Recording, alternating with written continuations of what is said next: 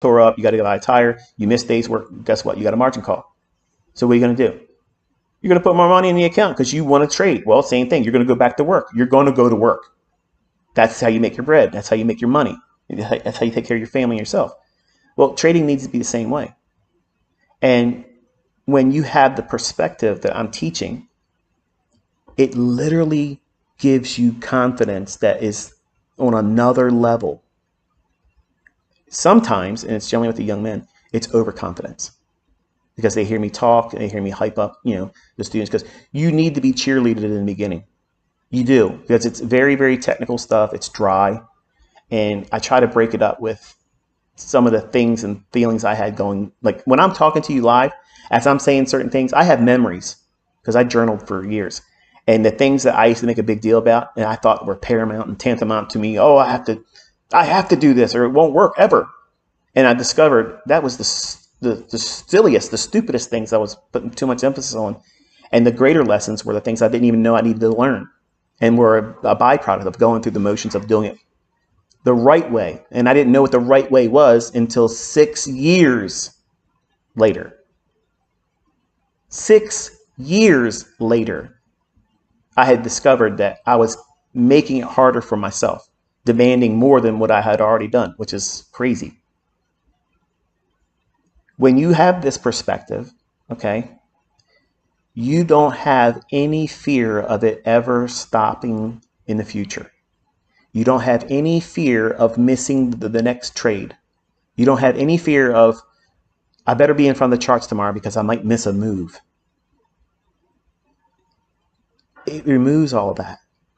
Because if you know in your heart of hearts that these markets are controlled and they're rigged, and there's nothing to be ashamed of by saying that. Like there's a stigma around there. Oh, you're one of those ICT cult members. There is no algorithm. Everybody has the same invitation. Mr. Volume Profile, Mr. VSA, which is bullshit too, by the way. The guy left a comment. I used to troll a guy. I can't even think of his name now. He's on YouTube. Got it. He's not on YouTube. Maybe he is on YouTube. I think he did. Yeah, he did have YouTube videos up at the time. When I was back on Baby Pips, there was a guy on there that he was trying to be like the big cock of the walk on Baby Pips. I didn't realize at the time. I just knew that the shit he was saying was bullshit. He did some kind of thread or two on Baby Pips. It was around VSA and volume stuff. It's all dumb. But I started teaching what I'm teaching, and I was teaching optimal trade entry. And he got ass hurt and was like, "Oh, I'm making all these videos, but nobody wanted to watch my stuff." Real bitch move. But shouldn't have said that. I'm sorry, man. I know you don't like that word. But for the life of me, I can't remember his name. Pete Faders. Or Pete Faders or Fader. I don't know, but I was fading him. And the point is it caused traction over there and everybody started dividing, and it was Team ICT or Team VSA. And then if it wasn't that, it was the people that had some technical threads or whatever, which weren't even that great, but they thought that was the best thing in the world. But if you compare and contrast what you're learning here, what you're learning on this YouTube channel, and all you have to do is show up, take notes, and study and see, and you will prove to yourself that there's something going on behind the scenes. And I cannot take you to the actual elements that's occurring. And there's other things that I see things that I'm going to cover in the review of yesterday's trades. I can't tell you every small facet to what I was seeing, but I'm going to try to describe to you when I'm looking at price action and when there's manual intervention. I can't see it all the time. You won't be able to see it all the time. But because I've been doing it long enough, and I also know what's going on behind the scenes, how these gears turn, what every cog does, it's flirting with it. You see that? Come on. Sixpence None the Richer song. Kiss Me's coming to mind. Every time it gets close to a level I want to see it touch, or if it's a limit order or whatnot, that song comes on. Oh, look at that. Look at that. Look at that. Thank you, Phil. Thank you, buddy. I'll send you a Christmas card. Tell Jonah I said hi. All right, now let's get over to yesterday's price run. We're looking at regular trading hours still. Look at that. was handicapping myself. Okie dokie. Let's look at some price delivery first, going into today's New York session. I'm going to ask a question, okay? First one of the day. Who's doing it like this, Patrick? Patrick Whelan, the #1 day trader on YouTube. Who's doing it like this, baby? Who the fuck is doing it like this? Talk to me. I'll put something on your ass. Ajax won't rub off. Come on. So we have this midnight Wednesday, okay? And we cross over to Thursday. Prices trading where?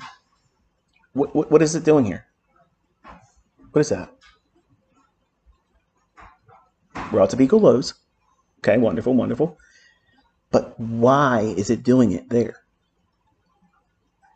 Well, what does it say over here? If you get the membership level on TradingView, ICT's screen sharing indicator, where everything is on my chart, goes on yours, it's $350 a month. It's only going to be that price for right now. But in 90 days, it's going to go up. Some of you are like, what the fuck? Oh, man. And others are like, where do I send the money? No, I'm being facetious. I'm teasing. I don't want your fucking money. But the level is the old daily sell side imbalance, buy side inefficiency high. When I took you on the daily chart, remember it was that red box that said if I was going to highlight it, it would be looking like this. That's what it's doing. So when price is above it, okay, when it's above it, how is it going to treat that level? As a discount level. Sweep. What's the body's telling you? It ain't even touching it. What's the body's telling you? It ain't even touching it, but it's a higher low. The market rallies back up. What is it doing in this area? Where is it at? It's inside that old daily volume imbalance. So what I'm giving you a structure in the marketplace, like an X-ray view, a CAT scan, okay? You're able to see behind price action and what the market's really respecting. It's not the buying and selling pressure.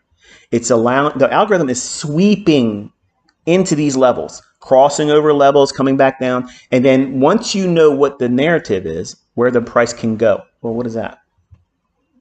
What is that? Over here, what is this? Relative equal highs. What's resting above those relative equal highs? Buy side or buy stops. It's traded down to a discount level or PD array in the form of the daily sell side imbalance, buy side efficiency high. Okay, that is a PD array. That's one of the 81 that I have. Each one of those have a characteristic that can be inverted. So when you are expecting higher prices, which we've been calling, we have not been trying to pick the top. The market trades down outside of the volume imbalance. So where could it trade to? The next PD array on the daily chart was that high, that SIBI. It trades to it here, then moves back inside of the volume imbalance.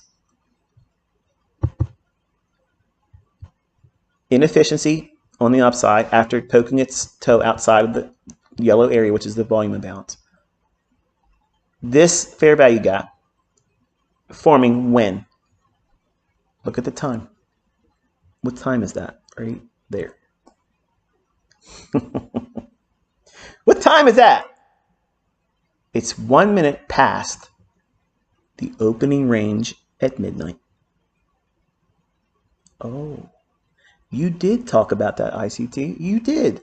You did say, if I want to trade in London, if I want to trade European zone, trade time-wise, okay, you want to trade the Eurozone's opening session?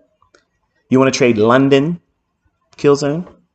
You want to trade Asia's close? That reference point there, from midnight Eastern time to 12:30, that's your opening range. Okay. First presentation. What is that? First presentation is when you have time of day, because everything starts from time algorithmically.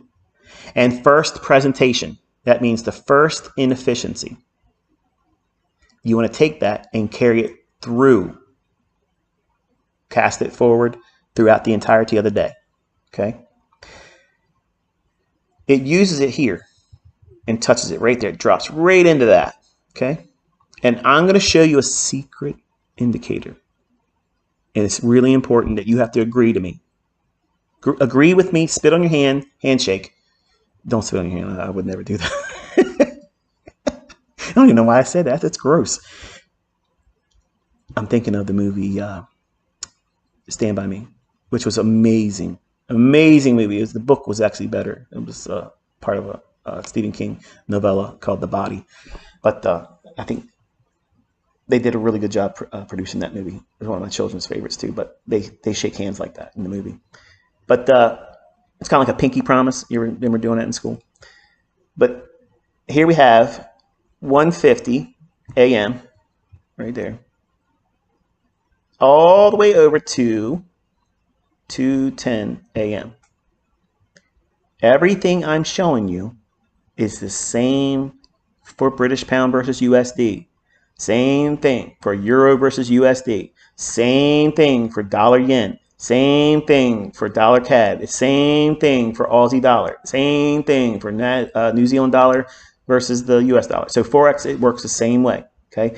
Please stop demanding that I show examples. I said I would, but when it's salient and it's not something that's only specific to Forex, I can say these things and they're germane. It's the same thing. It's the same thing in Forex. Okay. But this is a macro. It's the first one you're going to get to as you enter into London Open Kill Zone, 2 o'clock to 4 o'clock. That's your sweet spot. Okay.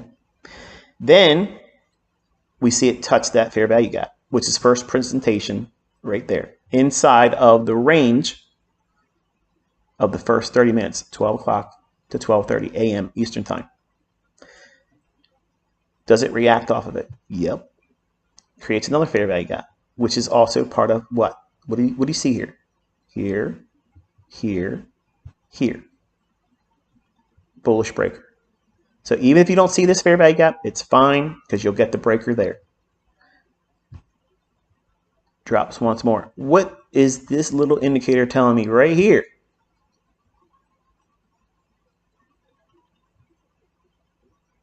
$350 to 410. I'm going to ask you a question. Does the market respect that fair value gap here? And does it respect it here? Does it send price higher? Yep. What time, Dave, are these setups for me? The macro times that I said. So you're seeing lower quadrant of the old stale daily volume imbalance. Lower quadrant, consequent encroachment, fair value gap, time. What time is the setup going to form? If there's an algorithm, that means it's going to do something based on a repeating time. It's a time-delivered mechanism that price will begin to spool. I don't give a flying fuck who says what otherwise. I don't give a fuck what their title is at Goldman fucking yank my nuts. I don't give a fuck if it's Citi. I don't give a shit if it's fucking any other investment bank. I don't give a fuck who they are. They can be on CNBC with their fucking dick hanging out. I don't care. They can tell you anything they want. The market is not controlled by buying and selling pressure. That is the biggest fucking load of horse shit there's ever been. There are no fucking smart money traps, okay? There is no fucking algorithm change. Does this look like to you? Does this fucking look like this has been changed, manipulated, somehow fucking augmented, and no longer useful? It's obsolete now. It's fucking obsolete. Look at this shit. You tell me. You tell me. Has anything lost its luster in my life's work here? Hell to the no. No, baby. No, no, no. No. How pretty, how pristine is this? It's so perfect. And because there's an algorithm that controls all of this stuff, that's what you're expecting. You're expecting these things, these repeating signatures that tell you unequivocally there's absolutely something controlling it. And oh, that's a beautiful deer. I'm in the morning room, sorry, but this deer is gorgeous. It's beautiful. Some of you are like, man, I wish I could shoot it. I can't look at them like that. I guess if I didn't have food in the house, I probably would do it, but I just can't bring myself to shoot them. But these elements of just perfect presentations of how the market will repeat. Okay, stop for a second, okay? How many schools of thought or discipline or styles of trading do you personally know? I'm not saying that you know how to trade them, but what are you familiar with? Like supply and demand. You have Elliott Wave, you have Dow Theory, you have Wyckoff, you have harmonic patterns, all kinds of stuff. Okay, and then you have my stuff too. How is the market at the times that I teach you when the moves are going to form? All the kill zones. Okay. There has been no change in the algorithm. There has been no weaponization against the things I've taught. And you don't even know 1/10 of the shit I know. And you're thinking that now, oh, it's changed. It just means that you don't know what you're doing yet. And especially if you sell services or if you're selling engagement, it's a perfect cop-out for you to say, well, I can't do it. So then it's easy for me to say, don't listen to ICT stuff because everybody looks for an excuse to take the off-ramp because it takes work here. You're going to work your ass off. But I'm telling you, there ain't a motherfucker walking this fucking planet that's ever going to be more precise. Ever. They're never going to be able to time it. They're never going to be able to fucking be as precise. They're never going to tell you what it's going to fucking do and consistently be able to tell you where it's going, why it's going to go there, and how it's going to behave with the delivery and price. It will never fucking happen. It's an open invitation. Daddy's home. I'm out here. Let's go. Not one of these fucking talkers, not one of these motherfucking talkers have made their way up on the fucking leaderboard. You're asking where I'm at. I told you. They would not come. Dave, with all due respect, buddy, just bring it. Stop sending messages like a pigeon between fucking ProCharge and Mopar, okay? He's in both of our communities. Stop doing all that shit. Get on the fucking leaderboard, okay? And there it is. But doing all this stuff, stop. That's dumb. I expected more from you. But not one, just like I told you, not one of these motherfuckers ever came. Not one time. And I'm rubbing your fucking noses in it again out here. I'm begging for it. Come. I have not forgotten how to fucking trade. I have not fucking somehow got amnesia. Does it look like I don't know what the fuck I'm doing? Some of you are thinking, fuck, I'm glad I didn't do it. You're fucking right.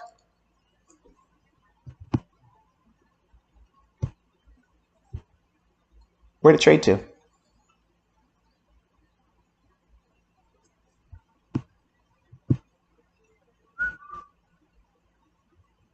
See that? But it's probably random. It's probably random. It's probably, I don't know, guesswork. Let's go into yesterday. And with the right volume imbalance on the chart, which is this over here. I ain't got nothing but love for you, Dave. It's all fun. I promise you. Painless. Fall on my sword. So we have the volume imbalance here, and I have the quadrant levels there. I was watching price on the 1 minute chart, and if you look at yesterday's presentation, it was the only video I put up. I didn't do a live stream yesterday. I didn't feel well, and I had a lot of things going on with my niece, who's now gone. So it shouldn't be all that much distraction going into September and October's live streams. But the I will not be live streaming November and December because it's holiday. So I told Caleb I will live stream price action. I'll give you everything that I'm willing to pour into it. But when we get to November, I'll do pre-recorded videos and lectures that amplify what has been shown in the live streams, but I will not be live streaming in November and December. Okay, so that way, if you want to know how long we're going to be doing it, that tells you. But I was watching price yesterday, and we did trade up into the volume imbalance, lower half of it, but didn't quite get into the second half. And we had this big dump off here, and it rallied once more. And as we dropped down in, I was watching that new day opening gap on the 20th. I'm thinking to myself, hey, if they can send us on a closing basis below these lows on here, then I'm going to use any return back up into that new day opening gap, hit that, use it as a sell off, and go lower. And I was going to aim for this, not this, what am I doing? This low here, because it's part of a breaker there. So this high, this low, two forms of what? Discount array. I want to see, does it want to go and close below here? And it didn't do it. And as I was watching it, I was looking at this fair value gap that I didn't go watch the recording yesterday. You'll see me do two things there. Because I'm using a 1 minute chart, and because I'm trying to annotate it while I was recording it for you, I highlight this area here, and I don't get a chance to throw the rectangle on this candle's low and this candle's high. It's a little off. Look at the recording, you'll see. It's not anchored properly. And because I see that we're now dipping in here, I'm like, okay, I want to catch it on a buy stop. So I go in and I put in a order to buy it as it clears and should breach the consequent encroachment. I want to be in it should it do that. So I heard him grab this and do something like that when it's trading here. So if it's going to go, and if this really is an inversion fair value gap, it's going to be treated as like a springboard. I want to get in there on a stop as it proves it's going up. That way, what it's doing is, if it just drops out of it and goes lower and attacks these relative equal lows, I won't be filled. I'm buying the strength that the inversion fair value gap should prove to me with delivery of price, because it's already wicked outside of it. See that?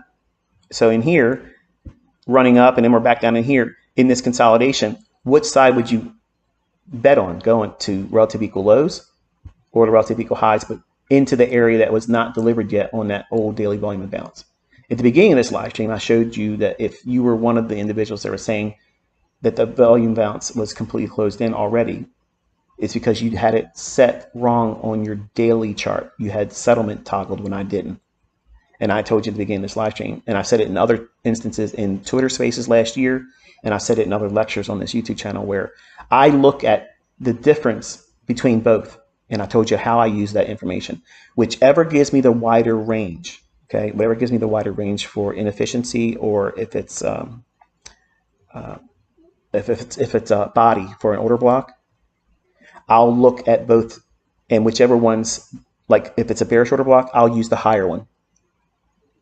So if it's going to trade up to a higher opening price for the up close candle that makes a bearish order block, if the context is there for it to be an order block, not just any up close candle, it's a bearish order block, I'll use the one that's higher, and I'm toggling that set to settlement price and or not do it.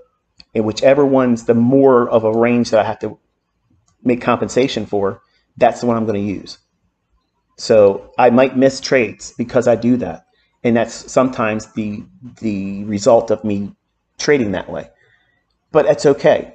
Not getting in a trade, even if it runs 250 handles, is so much better to sleep on than getting in a trade, losing, pushing my will in the market, taking another trade, and then keep getting beat up doing it wrong. I'd rather miss a move that would have been profitable and not get filled doing the right thing than trying to do something over and over and over again that won't make money. You know what I'm saying? Like that, I can accept it. My ego is hurt a little bit because I know when it does take off and have these big runs, I want to be able to say to my wife, like, look at this right here. You see that? See who you're fucking married to, broad? See that? I call her that all the time because she's broad-chested, and it's not a derogatory statement. But some of you in the listening audience that are women are like, wow, that was really rude of you. you just lost a lot of respect. You don't know the dynamic between my wife and I. Okay, trust me. She knows who butters her fucking bread. Okay. Oh, I'm twisted it. I'm trying to get all kinds of drama started up today. I'm really not. I'm just having fun. But I wanted to be a buyer on the upper half of that inversion fair value gap. So because I saw this candlestick here and I didn't readily see it when I first saw it, because I got 52-year-old eyes now and I still ain't got my prescription. I don't know why it's taking so long. Maybe because it's the supply chain issues, but it usually takes about a week for my glasses to get filled, and it's been longer than that now. And I don't know what the hell the holdup is, but I'm 2 prescriptions behind where my eyesight should be better when I get my glasses. When I first was watching it, I thought that these candlesticks were actually closing closer to these bodies. So it didn't register as strongly as it did when I realized, and I was like, oh shit, it has already done it. Like it's done it. It's went down below the bodies here. It's already did the rejection block. That would have been a better entry for me.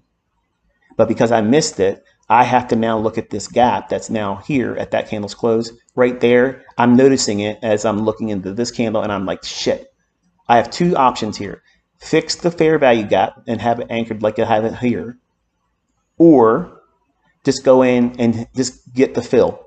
So my mind said, if it's going to go, I want to do it on a buy stop. So it means it's got to trade up to my level, like a buy stop would be used to protect a short position.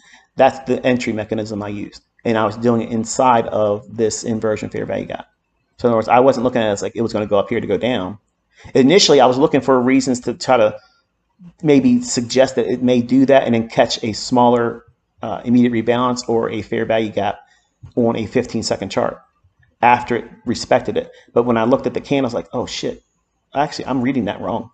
I'm going to go in there and treat it as an inversion fair value gap. So I couldn't get it drawn out properly, but you can see it was me obviously buying it. So I went in, put in a buy order on a stop. It fills me. And then you start seeing me measure this wick over here. So I'm looking at this wick thinking, okay, it's gone above it. Now I'm going to try to add to it, and I'll put 4 more contracts on as it touches consequent encroachment. I wanted to see that as an opportunity to do so. Go watch the recording. You'll see me doing this. But this thing just starts saying, yeah, I'm going up. And you missed the train. If you ain't already on, you missed it. So it goes up and then eventually finds its way to the high end and then blows out the high of it. And then immediately, I said this in Tanja Trade's live stream, but I don't see her chat. And I didn't know you could do that. I thought when you do a live stream, you can see the chat. But apparently there's a way to make the chat not visible, whatever. But there's a large number of you in there. And when I say something, everybody notices it. Even the ass munches that want to make some comments. ICT, I can't trade here. I can't trade like you, ass backwards, my head up my ass, but I can trade well. And I called the sell side. I said it'd be nice if they could take out the sell side level. And I'm sure as I said it, people are like, oh, he called it lower. But I wanted to see it do this type of thing here up to the top of the volume imbalance and then give me something here. But it really blew out really high. And then all of this, it was so fast, I couldn't. Well, I know you're probably thinking, well, didn't you just show us what you did?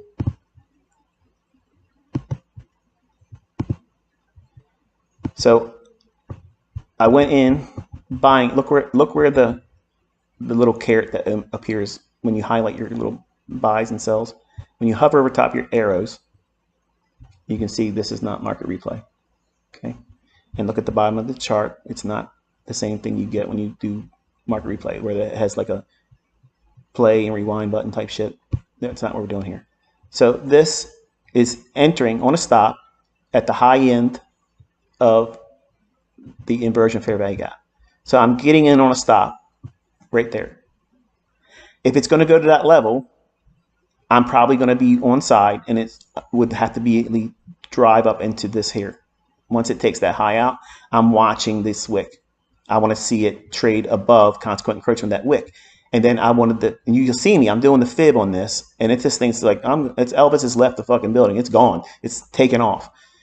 Well, I knew at that time I was going to get another pyramiding opportunity, so I just had to work with it. And because it was happening so fast, my mind said, well, what do you want to do here? Do you want to take half off? Do you want to take 2 off? Do you want to take 4 of the 6? What do you want to do here? So I was like, well, fuck it. I'll peel off 4 here. And I was trying to time it right when it touched the upper quadrant level there. So I took that off there. And then finally the limit order fills, and you watch that in the video. And it fills at the high end of the volume imbalance here. All this move here I was not able to be a participant in. I didn't capture any of that move clearly. And this was too fast. It literally was too fast. I was setting this recording up to make the video to go on YouTube when this was happening. When I signed back in to the TradingView, once the video was being uploaded to YouTube, it had already been down here. I'm like, shit, I missed a really good drop. Like, man, that sucks, because I wanted to do both sides of the marketplace. So, okay, I waited. And I sat and I watched tons of trades on her live stream, and she took a long, which was, in my opinion, a little aggressive, but it's okay. She bailed out, I think, in this area here, which I was hoping that she would. I don't like to tell her when she's doing anything on live stream because I don't want to influence her. But I was a little nervous that she was going to hold on to it for a longer period of time. But when we traded up into the low of that volume imbalance, that shaded in yellow area, okay, what I was watching, and look real close, okay, as we traded up, look what the high of this candle is right there. You're going to look at this value right there, 19,000, let's see, 19,894 and a half, okay, and the lower quadrant level is here. So it's not touching it, is it?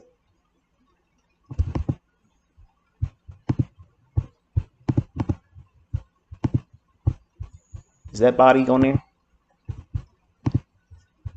I'm sorry, not body. Is that wick on there touching it? Nope. So what does it do? It trades down. Okay. So what's an ICT order block? What is an ICT order block? It's a change in the state of delivery. Now, I'm going to put the execution back on again.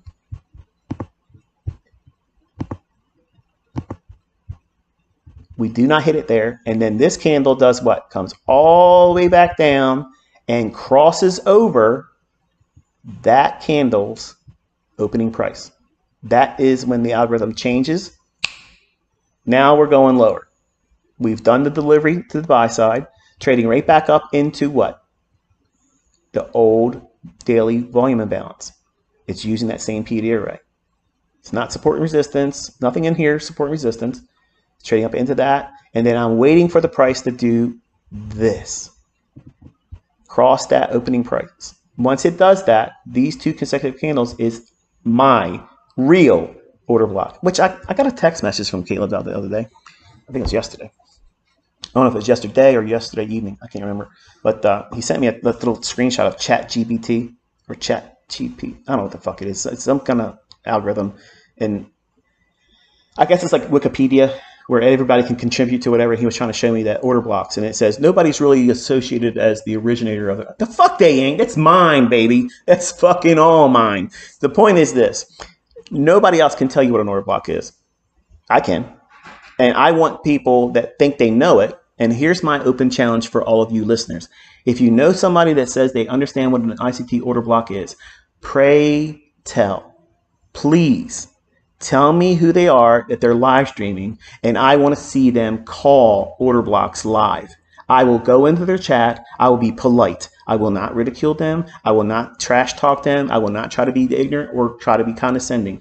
I want to see someone, because I'm going to tell you right now, none of them, even my charter members, cannot tell you every valid order block. I promise you that. Can they find ones that support a trade? Absolutely. But you're talking to the Glean, a Dean of Glean here when it comes to, this is my stuff. And you're going to discover that what you have been hearing about from other people that want to kind of like dilute it, because they're trying to take you subtly away from the brand of ICT, so that way they can carve out their own little niche. And I get it, but I'm not the right one to do that with, because there's a lot of things that you'll never learn from me, and I'm going to keep it that way. So Nobody can say, oh, I figured out the algorithm. You're not figuring me out. You're never figuring me out. Like everything, even the goofy, silly shit that I do that because I know I'm going to get gears turning. But I'm literally 25 steps ahead of every one of you. In my analysis, I'm so far ahead in where price is going to go. I'm just simply waiting for it to do what I'm teaching Caleb to do. Conceptually, he's doing the same thing. I know what the algorithm's likely to do in certain parts of the day based on time.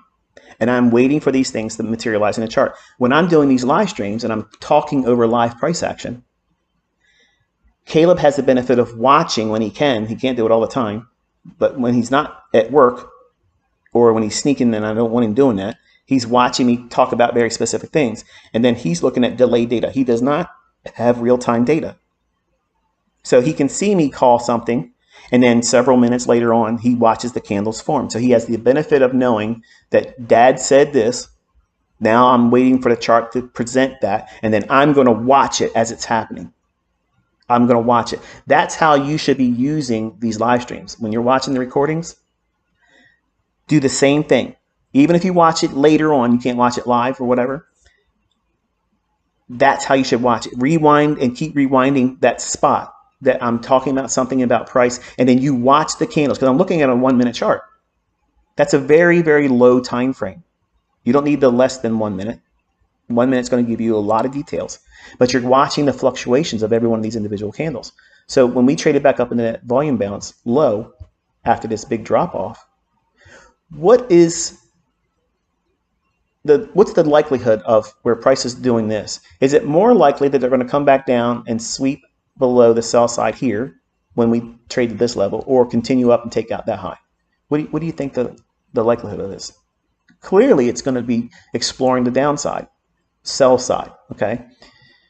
Why? Because we've been going up for a long time, and we finally worked our way to and through that daily volume imbalance. So it's exhaustive. It's like, I'm just going to throw it all up there and be done with it. And that's what they did. They just pumped it up there real hard and allowed a heavy measure of distribution come in the marketplace. I knew this, and watching the market trade back up into the low of the volume imbalance, then I wanted to see, does my order block give me my signature of when it's going to be good to sell short? Up close candles, your consecutive, opening price, that's your change in state of delivery. It right there gives it to me. It does not, listen folks, it does not require a close below. Okay? It doesn't require that. It's not an engulfing candle that does, fuck all that. That's not what's going on. There's other things that are distinct away from the single up close candle, or in this case, when they're consecutive. All of this is the entire order block. Okay? That's the entire order block. But your eye goes to the opening price, the lowest opening price of the consecutive candles. In this case, it's this right there. When it takes that out there, all it does is have to breach it. That means trade to it and below it, one tick. That activates that right there. And my eye goes right to that, because everything going forward, the algorithm is going to refer back to that same price. Watch. Man, this is almost like a paid mentorship level. You feel like a charter member right now? I don't even deserve this. Why is this guy giving this away for free? I know. It's probably because I got money. So we have the opening price here, and this candlestick crosses over it. Right there at that point, as of 11:16, we are now in a sell model. Okay? This candle, we open right at the low of the volume imbalance. We open, trade up a little bit, come right back down. Next candle, opening, rallies back up. Does it take the rejection block?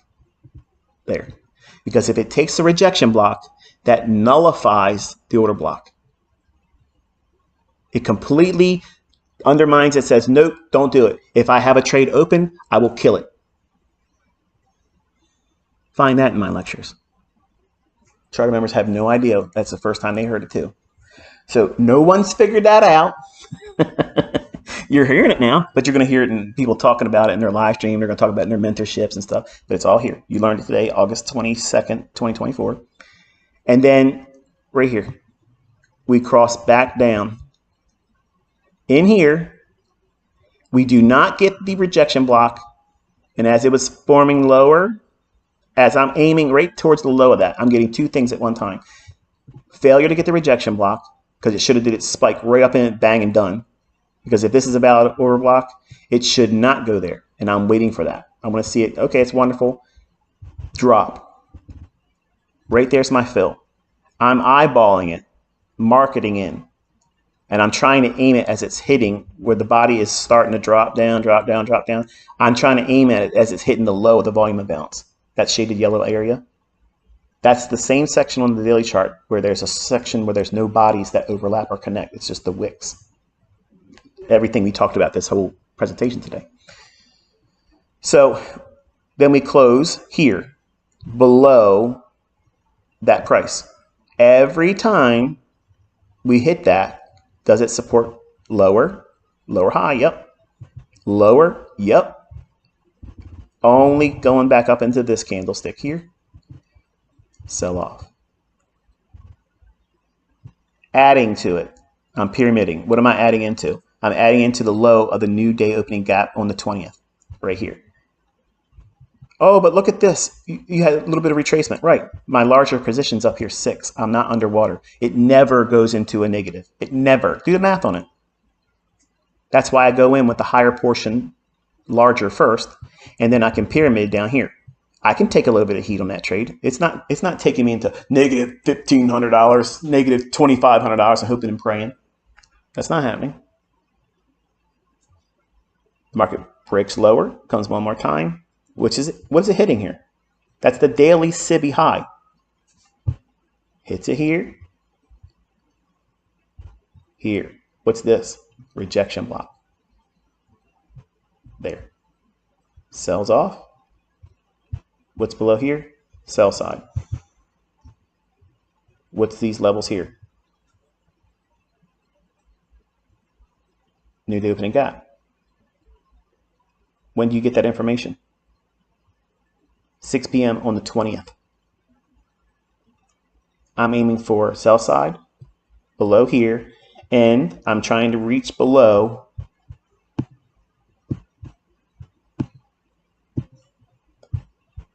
to take this sell side out below here. How did I get to that level? These prices here. How did I get to these prices? This consolidation in here.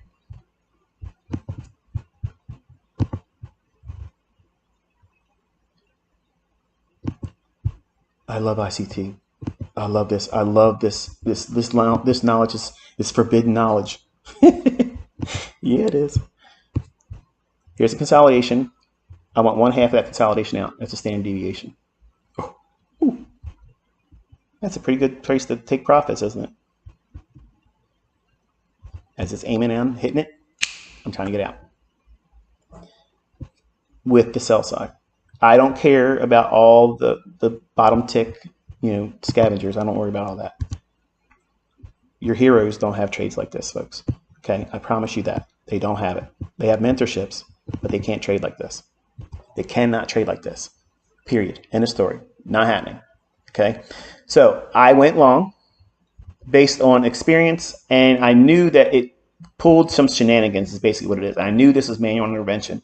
That I knew they were going to gun the high. I knew they were going to probably take it up to the high of the volume imbalance. I knew that much. And then it was a little overzealous on the upside. So I was right about picking the time when they were intervening.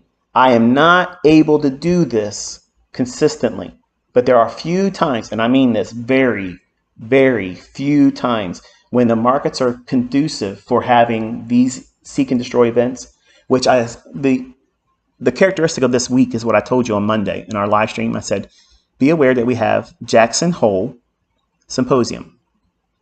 Jackson Hole Symposium. So if you look at the economic calendar, you'll see it looks like this.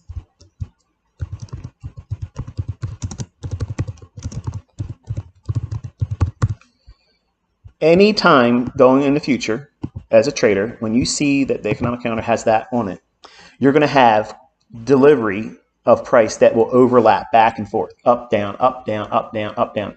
And it can invite the conditions that is seek and destroy.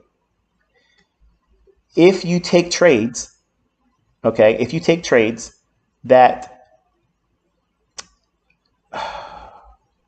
don't, if you don't take partials, let's put it that way, you're going to give up the best wins and you'll overstay your welcome. I proved this yesterday by having a trade on and telling my students what I was looking for. I wanted a little bit more overzealous target. I had a runner, still trying to squeeze a little bit more juice out of the lemon, and it finally came back and took me out of what I was aiming for. I don't think that a Jackson Hole Symposium week is a week that you should push real hard on, because it takes a lot of experience to find a good setup and not get overlapped. That means like when you see a price run where it goes like this, it runs up, comes back down, doesn't take the low out, and then runs right back over top of it. Just look at the price action over this week. Promise, when you look at it Saturday, how we've done intraday price action, up, down, up, down, up, down, it's overlapping. It railroads back and forth. And it's like wonderful setups there, but you have to pay yourself. You got to get something out of them or you'll get your ass handed to you. So because of that, you want to see far less trading, okay? And since we had day 1 of the symposium today, tomorrow's day 2 on Friday, and then Saturday's day 3, you want to try to do your trading at the beginning of the week.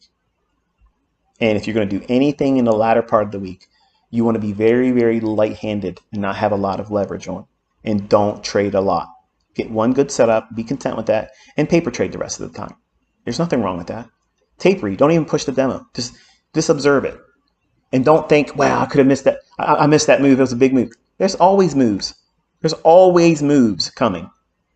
But if you take a loss on a week now that I've told you that this is the characteristic, and you still try to push the envelope of risk and over leveraging and frequency of trade and over trading it, you're going to think, man, ICC, he's a dick. He told me this is going to happen and I still did it. And you're going to blame me, but you did it wrong. You crashed into the tree. You drove drunk. I didn't put you behind the wheel of your trading account. I'm telling you, don't drive. Just try to do it at the beginning of the week. So that's a week when we can do what? Trade on Mondays. Now, if Jackson Hole Symposium starts on a Monday or any one of those 3 days of that symposium is on a Monday, you don't trade a Monday. Absolutely don't trade it. So I went long, and then later in the afternoon, I went short.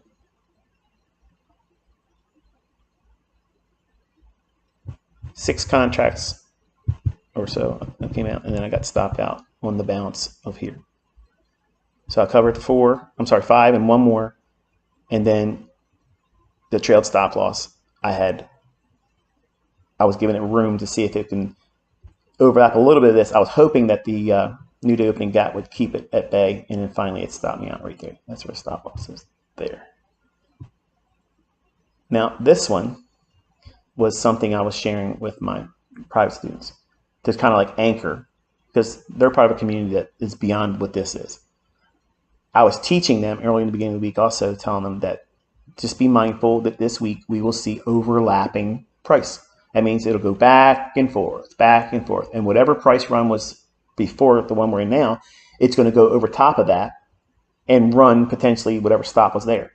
So I did something that made sense technically, started at a really good level based on sound logic, added to it based on sound logic, good risk management, no over leveraging, no crazy town like frequency of trade, and then targeted the liquidity, majority lion's portion of the move taken below old lows where smart money traders are going to distribute their short positions. And then I allowed the market to come all the way back up. Now, truth be told, I wanted to see it come down here, and I was going to start doing partials right in here. I would have took one off of the remaining 4, and I would have took one more off below these lows here, and I would have took one off here, and then I would have had one contract remaining to see if I can get below here and then reach for the target I had. That's how I intended to trade it, but it came all the way back and got the balance of the 4 contracts, of the 10 that went short here, 6, added 4 more here. Let me highlight it right there. You can see it. Look up here, right here. That is a closure, and then that's a closure right there. And then the balance of the remaining 4 of the 10 contracts were stopped out there. So that's over $17,000.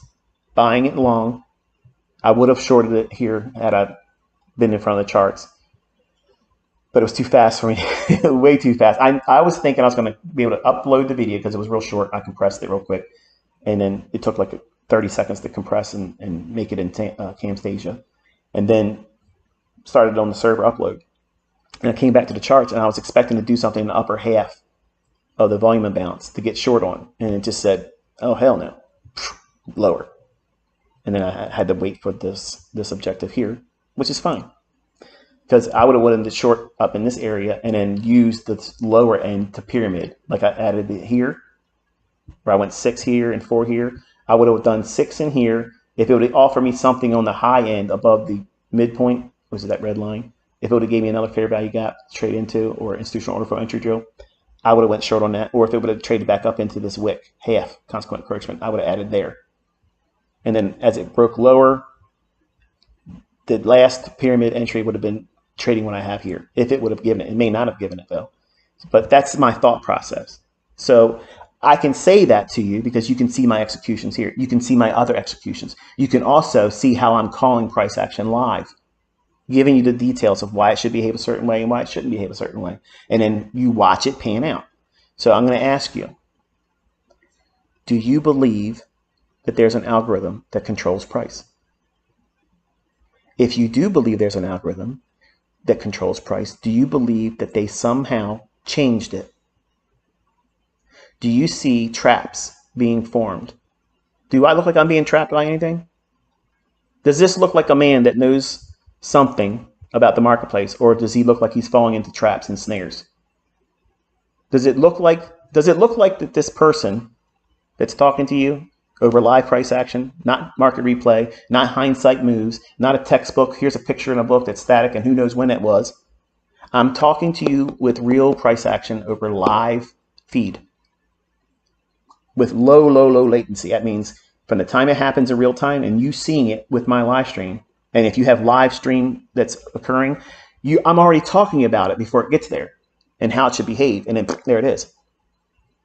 So do you believe that they've changed an algorithm, if there is one, or if you don't believe there's an algorithm, leave a comment. I promise you, as long as you're respectful, I'll still be able to see any other comments you send me. But if you send me some stupid shit, some dog shit kind of post or whatever, all I do is click hide viewer from channel, meaning I will never see you. You'll be able to leave a comment. You'll think you're leaving a comment, but I won't ever see your horse shit again.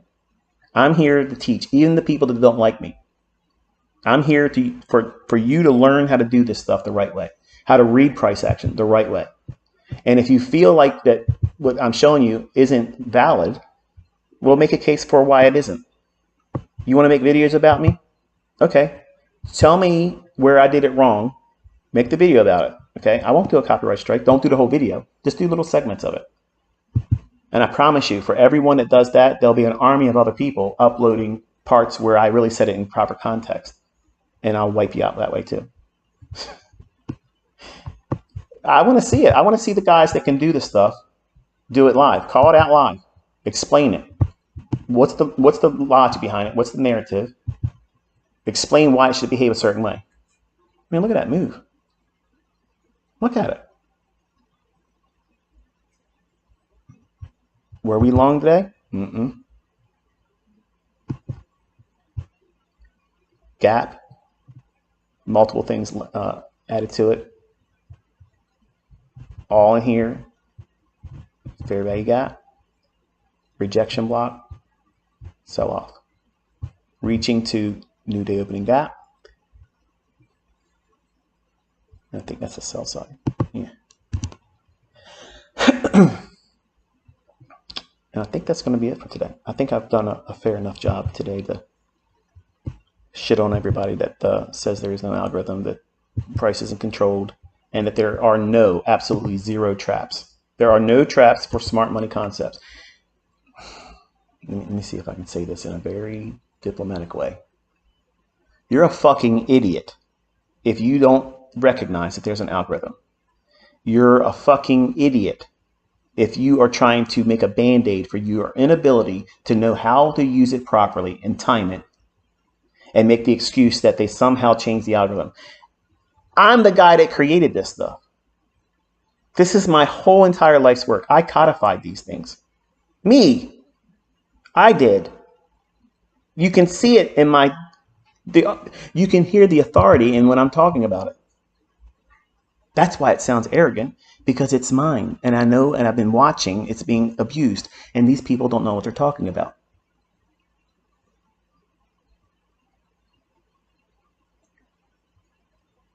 When you have a better understanding, which will take you a little bit of time and effort, it's going to take you effort, you will have the confidence that is lacking in every other approach, because what you're doing is you're placing faith on a pattern. I don't believe in a pattern. I don't believe in any fucking pattern. I believe in time when it should move, and I believe in price, in efficiency, liquidity, inside the spectrum of a market structure that either is implying that it's going to go higher or lower. And where is that derived from? The daily chart. It seems like there's a whole lot of things to balance. That's because you don't know what it feels like to hold a piece of china, one plate, one piece of fine chinaware. And you don't know what it feels like to hold that dowel rod that's 3.5 feet in length. And you don't know what it feels like to take that one plate and spin it on the top of that dowel rod and maintain that one plate and keep it from falling and breaking. And then getting good at that with one, and then trying it with the second one, and getting good and being able to hold both of them spinning without dropping them and breaking it, and then adding one more. And that's exactly what it's like learning how to trade. Every aspect of trading is never learned quickly and just right away, just like that. And anyone that markets to you that they can do that for you, listen to me, folks, and I mean this. In Jesus' name, I mean this. They're lying to you. They're lying to you. They're trying to do anything they can to separate you from your money so that way they can eat. I promise you that is the truth. Because if they knew what they were doing, if they really understood what they were doing, they wouldn't be begging you to pay them. They wouldn't be doing everything in their power to take your attention away from me, who's giving it to you for free. And look what it's doing. Look what it's doing. Are you not enter-fucking-tamed? Are you not seeing the proof that there is absolutely a way to read price action, and it's so perfect? How the hell could the market react to these levels like this with the logic, foreknowledge, knowing that it's going to behave a certain way? How could anyone know this? We've already canceled out all the bullshit. It's this person's content. It's that person's content. It's this, it's that. And every single time they strike out. It's not there. It's not anywhere else but coming out of my mouth. It's in my head, codified by good old ICT. And I'm giving it to you for free because I got the permission from my son. I think to myself every time I lay my head down, like, I honestly expect, not that I tried to raise greedy, self-centered boys. I didn't. But I thought for sure they'd be like, no way. With all the shit that they've seen people talk about me and stuff. Like sometimes they would get emotional and be like, yeah, why don't you do this and do this? I was like, because if I let them stay like that, I have a counterpoint to make arguments against. Is forever, ever, there's going to be people that's going to say something about me. They're going to say there's no algorithm. They're going to say I can't trade. They're going to say I can't call it live. They're going to say I can't produce profitable students. Oh, I've done all that stuff, and they still come up with some Mickey Mouse shit. It doesn't take it away. It doesn't change it. And it gives me a perfect soundboard to say, listen, you're either going to be the camp of understanding this stuff is real, and you're going to progress and learn for free, or you're going to be the person that says, I have to sell something because I can't do what he does. So I have to sell something on my own. So I'm going to shit on him and do drama marketing. And that only lasts for so long until you're exposed as an unprofitable dick fucking fraud. Or people wake up and say, yeah, you really don't have the Kool-Aid. I'm sticking with ICT. I'm drinking his Kool-Aid. I got the best Kool-Aid, and it's for free. My lemonade stand has the best juice, and it's for free. All I got to do is show up. All you got to do is show up and hang out. I'm giving you stuff that you never would learn. I'm proving things conceptually over live price action, and it's not both sides of the marketplace.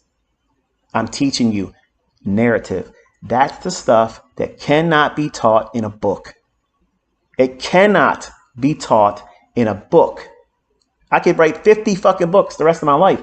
I would never be able to scratch the surface of you watching real time what price candles are doing real time as they deliver. How to monitor. Okay, watch when it goes here. You want to see it do this. You don't want to see it do that. But those things can't be communicated in a static picture. Think about that. Some of you have such high hopes about these books. And you're thinking, I'm just going to wait for the book. Like that's somehow going to give you a quick jump ahead to the front of the line in understanding. That's not happening, folks. Not for the lack of wanting it to be like that, because if I could, I really would. I really would. It'd be so much easier because I want to see what you do with the information. Clearly, I've made millionaires with this stuff. Millionaires. Okay? I'm not the mentor of your mentor. I'm the mentor of millionaire traders. I'm the mentor of mentors that while they're learning how to do it, they sell my stuff when I give it away for free. Make that make sense. That just goes to show the level of just lunacy that traders have when they get in this industry right now. Here's it for free from the guy that created it. And here's other guys out here saying, I'm going to teach you how to do it easier, faster, simplifying it. Have them come out and do what I'm doing. Outline the logic, the whys, the why it should and the why it shouldn't, and when it should happen and when it should not happen. And I'm here with it, watching. I want popcorn at the ready because that shit ain't never going to happen. Every mentor that's selling a mentorship right now, if they are not giving it to you for a couple months for free, proving that they can see it, outline it, and give it to you in pristine detail, they are not worth your fucking time, let alone your money. And if that hurts, suck it the fuck up, Buttercup, because that's just the reality. That's the reality. Shit's too expensive now, man. Shit is way too fucking expensive and shit's too deep for people to be fucking around with some fraudulent fucking wannabe mentor. If you can't do it, if you can't explain it, if you can't make it make sense real time, you have no voice. And you certainly don't fucking deserve to have my fucking name a part of your shit. So yes, I'm dipping my dick in your cornflakes and I'm pissing all in it because the ones that can really do it, they're not going to be offended by that. They'll be like, you know what? For the people that want to go with ICT, there it is. But if you want to see the way I'm doing it, and I'm going to come out and prove that I can do this too, you know what? You get a nod from me. I won't shit on you. I won't say nothing about you because you've earned your spot. You've earned it. But everybody wants my logo in their fucking thumbnail. Everybody wants my fucking name in there, either for fucking drama purposes. Oh yeah, ICT doesn't fucking trade. He's unprofitable. He's the, like, these motherfuckers know me. Like, you don't know me. You don't fucking know me. None of you know what the fuck's going on. None of you do. But I love the ones that absolutely care to learn how to do it properly, that have taken notes, and they've took the initiative to go out there and say, I'm going to carve out my own model. I didn't forget who I learned it from. I'm not blowing ICT in front of everybody just to get a nod from him. I give him his flowers, say, hey, you know what? Thank you for helping me. And if anybody ever asks, how'd you learn this? ICT. And then you go right back to your business. When I'm in other people's live streams and they start, oh, ICT, like I'm a fucking celebrity, I quickly focus on your stream. I'm not a fucking celebrity. But if I want to make myself known in your stream, when I do that, that's not an invitation for everybody to stop listening to the people I'm in there watching too. I'm curious. I want to see what they're doing. I want to watch what they're doing. because if they're using my information, I want them to teach it correctly. And if I can help them without managing their trade for them, I'll do so. I just don't know how anybody would want to pour money into something when it's being given for free. Like, you're getting it, the purest form of it, where it's in a manner where you can judge it for free. I can see if I come out here, and I've done this. If I come out here and I play silly, like, this is like, I don't know, it could do that, it could do that. Well, I don't know about it. Yeah, okay, that's somebody that knows what to talk about. But look at the chart. Look at what we were doing today. Really, listen to what I'm telling you. That's not ambiguous. It's one-sided.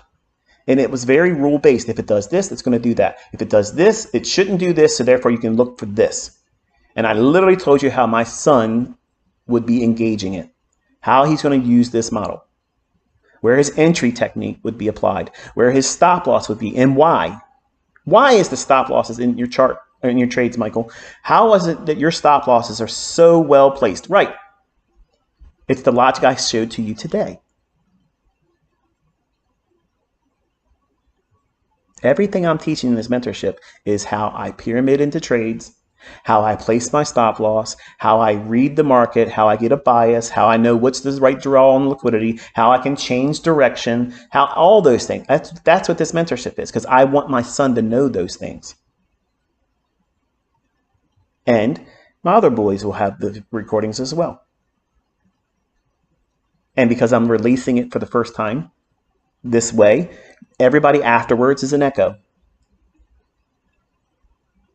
Meaning they didn't discover it. They didn't find out. I love my students, I do. But one of the things that irk me is I see a lot of people say, I took the same trade. When you do that, I'm looking for your trade. And when you don't have that, I look at that as, okay, that's fandom. Fandom is not why I'm here. I don't want fans. I don't want, let's bump shoulders and say, hey, look, this is a move we both took. I don't high five anybody like that. If you're going to go so far as to tell me in the comment section that, yeah, I took the same trade, you fucking better show that you did the same trade. Show it. Because I don't have any respect for that. And I know the viewers, if I allowed those comments to be seen, would shit all over that. And it's justified. It's justified. And if you're going to co-sign and say, I did this like you did, or took the same trade, as a mentor, I want to see that you did, because that's a testimony that you listened, that you used the logic that I spent the time teaching, and you did it without me telling you how to do it. That's a testimony. You have a voice. You have reason to say, I know what I'm doing. Not just, hey, I want somebody to say, you did the same trade as ICT? Wow. That's not impressive. Show the trade. Show it. Show the engagement, where you got in, where your stop loss, how you manage it. I would love nothing more to see that. I love when I see that in my students. I love that. You all like it when you're watching my executions. I love watching my students' executions. To me, it's like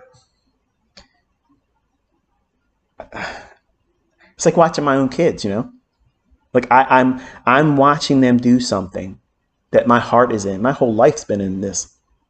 And when I can see someone else carving out their success with it, man, am I fucking proud of that. I am fucking proud of that moment, because I know what it feels like for them. I know what it feels like for them. And I get emotional. Sometimes I get welled up and I feel like a fucking peacock walking around. And other times I get emotional. I start crying because I'm happy for them. And if I get a chance to have the fortunate opportunity to watch them when they're live streaming and they do it and they feel good, and you can watch their fucking face light up because it worked out, you know damn well what that feels like. And you can't describe it. No words are going to be able to be adequate enough to say how good it fucking feels. Because there's so many people out there that want to tell you, and it's not because they just don't like me or they just want to shit on you specifically. They'll just shit on anybody because they're miserable. Unless you suck their dick and love what they do. Okay. But here in this industry, unless you are really part of a good community and you're a mature person, you can't appreciate someone else's success. If you look at someone else, I don't care what they are, okay, if they're trading with any kind of other discipline outside of mine, if they make money and they're consistently able to do that, I'm fucking impressed by that. I have every ounce of fucking respect for somebody like that. They don't have to use what I'm teaching. I'm just telling you this is what the markets really do. And if you happen to find a trade that lines up, that's why your trade worked. But if you are consistently profitable, doing anything of your own accord, I have a great deal of respect for that. I don't get jealous by that. I don't talk down just because you don't use my concepts. You're making fucking money. That's the whole reason why anybody should be doing this. But social media has caused the perfect storm for people to be divisive. And when I say the things I say, and I said this before, but I get new students all the time. And they say, wow, you're very aggressive, or you talk down to other people. And I wish you wouldn't do that. I'm not talking to you when I do that. I'm talking to the people that are in other communities that have heard shit about me that isn't true. And then when I do something like that, when I challenge them, say, look, your shit's Mickey Mouse. It's bullshit. Mine's the real stuff, and it would smoke you. What's that going to make them do? They're going to say, well, I want to see where it's wrong. And all of a sudden, I have a convert because they start seeing shit they never saw before, and they're convinced.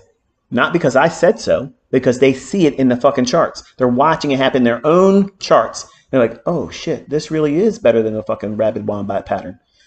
Hello. There's something else going on there. And that's not a zoo pattern. And I provide the opportunity for you to have that moment of astonishment where it happens in your own hands. That's the magic. That's the part that you need to happen in your own study. Because when you have that first initial moment of astonishment where it's like, wow, you'll lean on that throughout your entire career. And then you'll get more of them. And you'll have them in your journal. And you'll share them with other traders. Say, hey, look, what was the biggest epiphany moment for you when you were learning how to trade? Oh, it was when I was looking for these fair value gaps. And I couldn't see them. And I saw all these different fair value gaps. And all of a sudden, boom. It clicked. I was able to see the right ones, and it became easy. And I didn't know how it was going to happen, and I couldn't even expect it to happen the way it did. But just because I was in front of the charts all the time, it was like it finally made sense. And that's what I'm talking about. Like, it's going to happen for you, but I can't tell you how long it's going to take for that to happen. And some of you, and let's be real honest, Michael, most of you are not giving yourself enough time to get that moment. Because when it happens, that's when the trading bug has bit you. Now you're a fucking mutant, okay? You're going to be out there chasing every opportunity to be a web slinger, just like Spider-Man, okay? You're going to be slinging around in these charts, looking for new opportunities to be able to test the theories that you're learning about. And when you get more experience and it's building and building, it's infectious. And you start talking to yourself in a positive tone. So you know what? I'm making progress. I am not wasting my time listening to people talk down to the person that's sharing this for free. I'm asking nothing. I'm doing this for my son.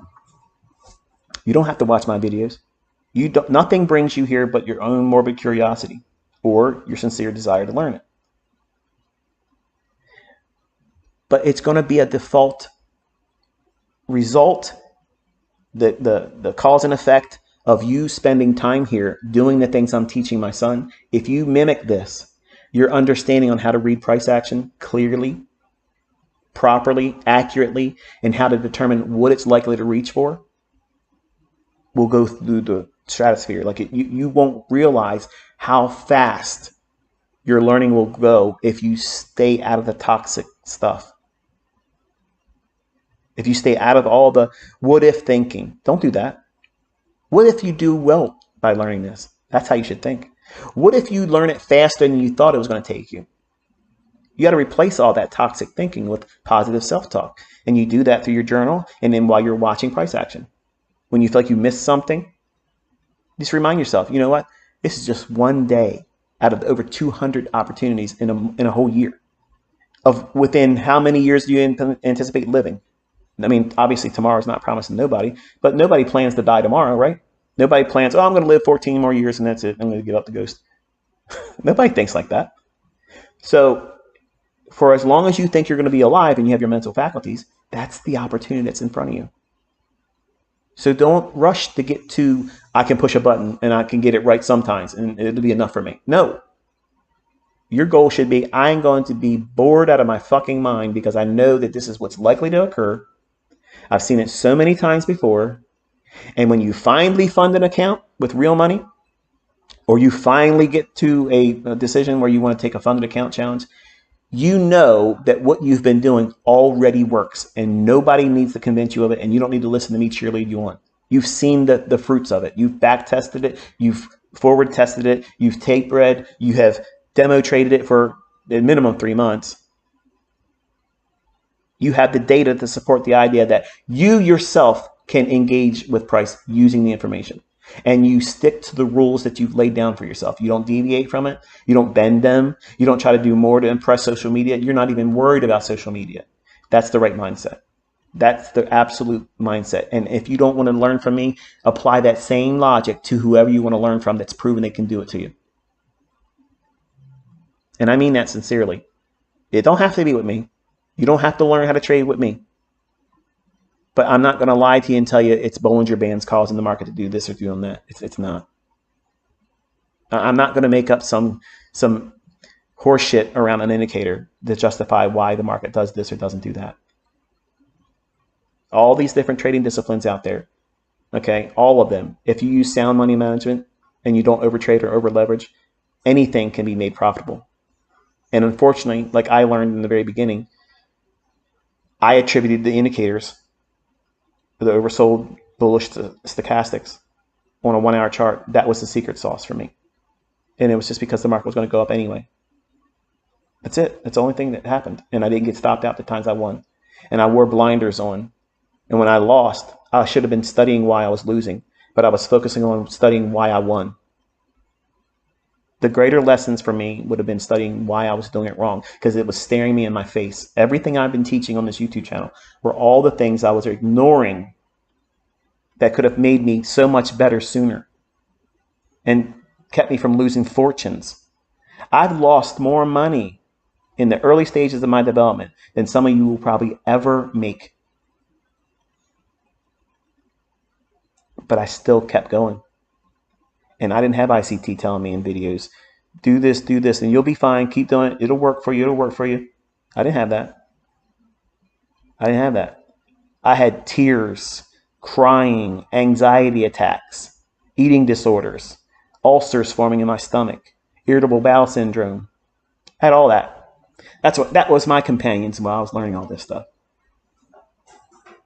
That was what it was like. Books didn't satisfy me. Nobody knew what they were doing online. They weren't telling you. Like, I'm talking about things that repeat every single day. That you can go in, measure it, study it, see the influences over it. And then where in these runs do you find your setup? There's lots of trades in this, man. Lots of them. And I know enough to know that it's not appropriate for me to force you into any one of these specific ones. But because Caleb needs that structure to start him, I'm forcing him into fair value gap. So it's the first fair value gap that forms between 9:30 and 10 o'clock. Is that complicated, folks? Am I hiding it from you? Am I lathering it all up and hiding the real thing he's looking for? No. I've been honest with you. I've been very straightforward, and I've made it very detailed. Like today was very, very, very detailed. But it's the first presentation of a fair value gap inside of 9:30 to 10 o'clock. That is going to be his setup. That's his thing. Okay, that's his modem. Not his modem. His model. I was thinking modem because I watched this little short on YouTube before I got on here today. It showed a 1993 desktop computer, and it was loading up, turning on for the first time, and it's going through all of its log in and start up, and he was loading up Doom, 16-bit And it was like, man, that sends me back to memories and stuff. But it made me think about when we had old modems when American Line came online. I know I digress, but I have to do it because it's just one of those things. When we had American Online when it first came out, everybody had a modem. They had to plug their phone line in, and you hear this,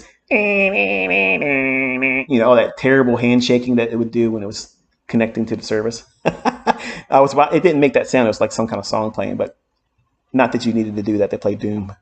But I was thinking modem. It's been in my mind all morning. Like, wow, look at the technology we have. Like, I'm literally talking to you. You're all around the world, different places, all at the same time hearing me talk. Within 4 seconds, you're seeing and hearing everything I'm doing. Like, we're really in the age of the Jetsons. That 80s cartoon, George Jetson and stuff. And they could talk to each other on the TV or in the palm of their hand. That's what we're doing today.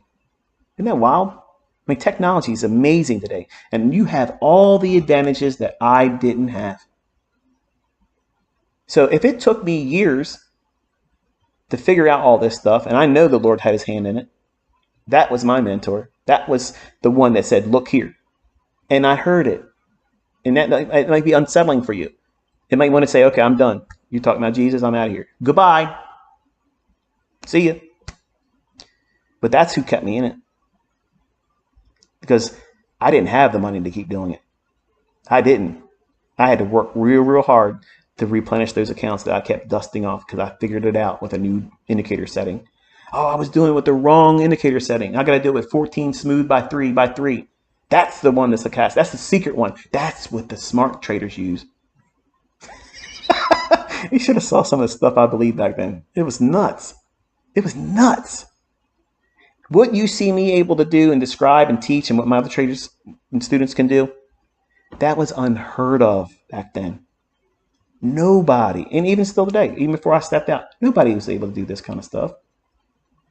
And that's how you know the hand of the Lord's in it. Because if he wouldn't have opened my eyes to it, you wouldn't have never known it.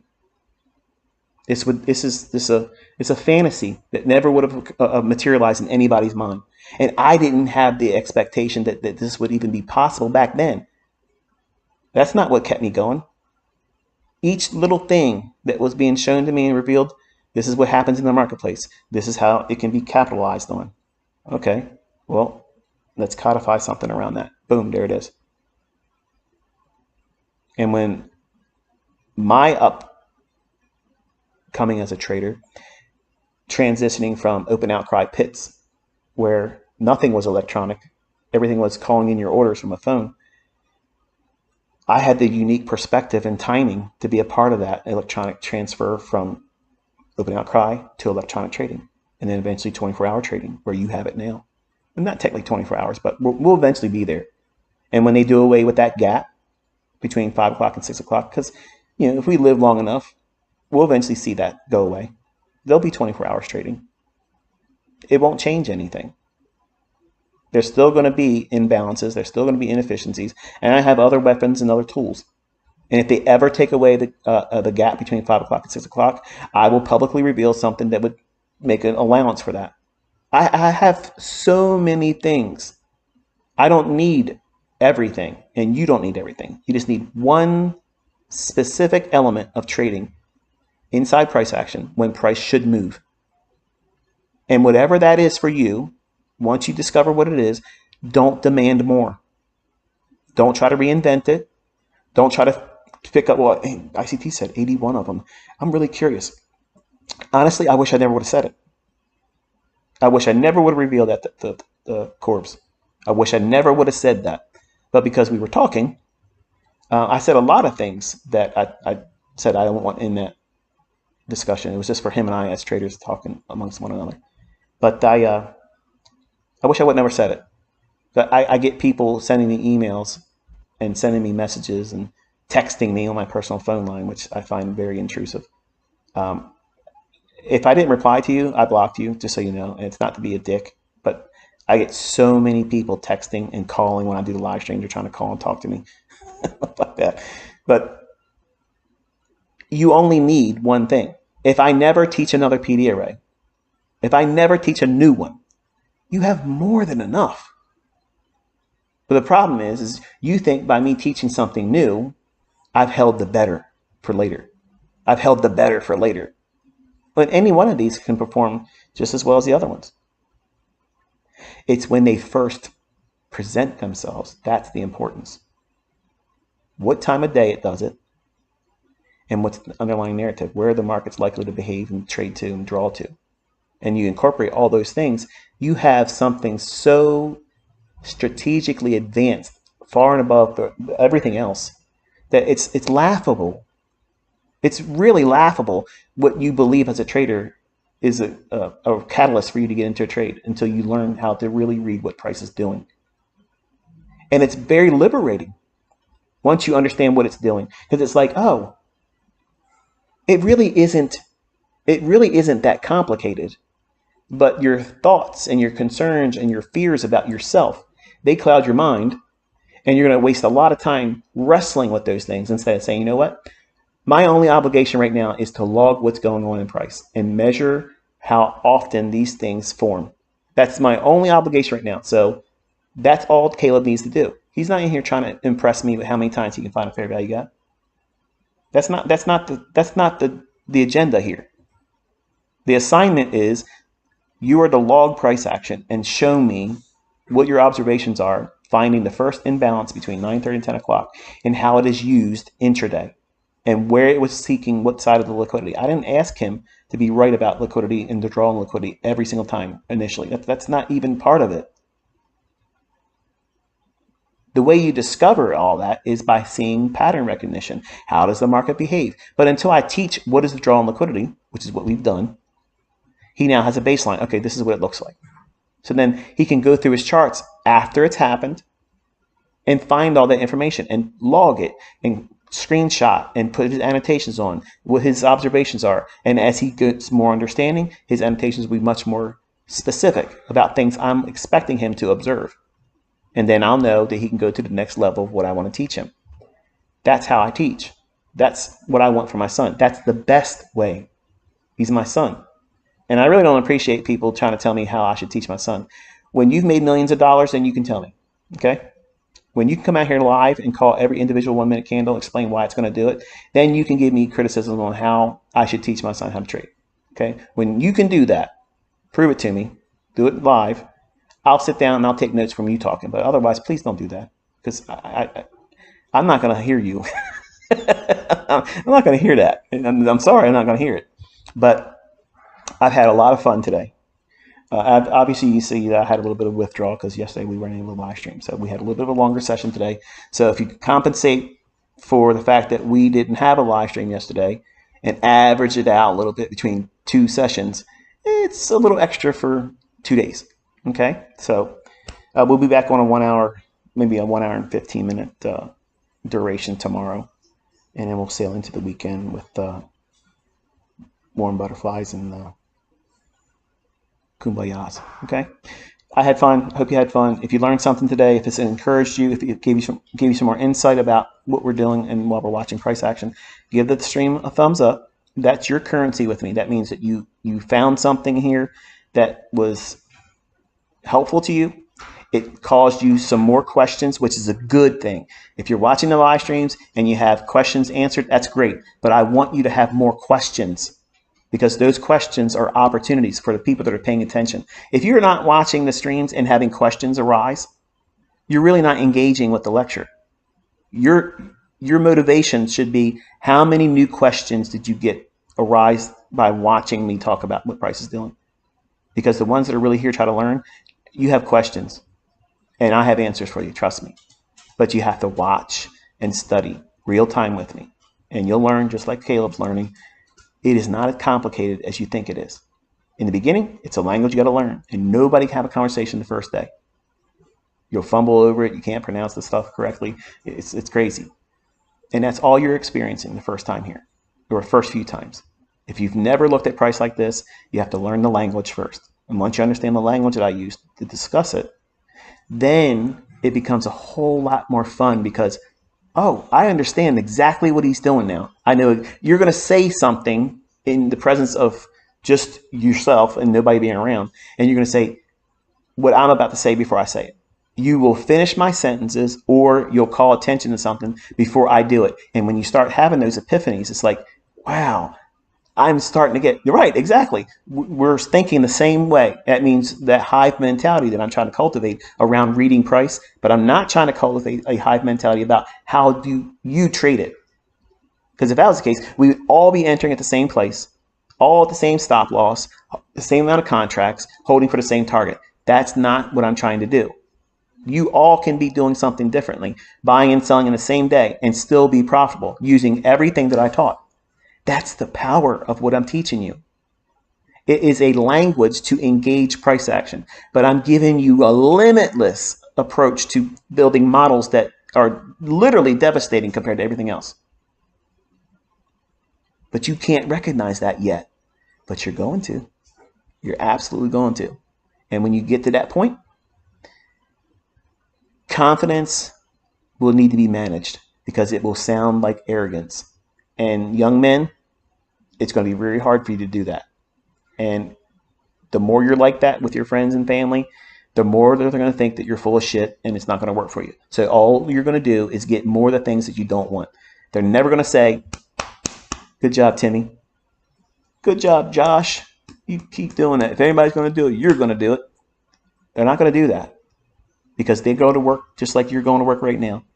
They're going through the pain of paying too much for shit that's way expensive, and they're struggling. Everybody's struggling. So